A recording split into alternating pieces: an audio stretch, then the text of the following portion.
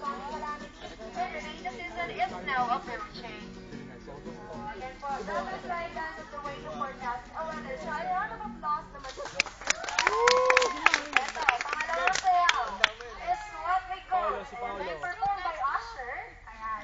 Is what we call monkey dance or sayaw ng unggoy, or also known as a hunting dance, because they do believe that those other animals, aside from the monkeys, can match the skills when it comes to hunting or foraging. So again, a monkey dance to be performed by Kuya Usher.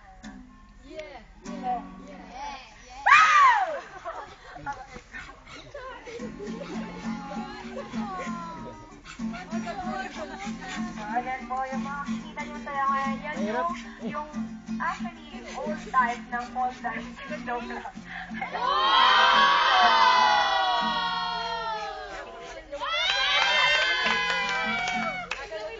Nasa YouTube yan, panoorin nyo sila.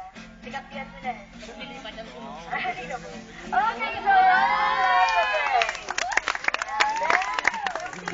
Malakuya ba no gumalaw eh, no?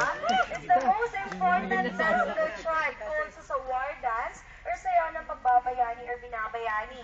So if there's misunderstanding arises between two tribes, before they proceed into a tribal war, they do that dance to ask guidance to their god called Apo Maliari to have a victorious war. And dyan sila mamimili kung sino yung pinakamagaling na dancer that would be the best fighter na isa-send out nila for the battles or for the war naman po. So again, a war dance o sayaw ng pagbabayani using a real bow and arrow to be performed by Kuya Michael Jackson and Kuya Usher. And again po, since totoo yung arrow na dala nila, once they release their arrow, iwas kayo or ilag kayo. Oh my gosh! Meron kami first aid sa Bagkuan. Meron akong dala. Basta po, basta dapat ready lang kayo. Don't worry, yung huling tinamaan nila, nakalakad pa naman. Ang mean! Iwas na nga dyan. Don't release me. Amela! Wag! Kayo dito ng buo sa kabuhay. Wow!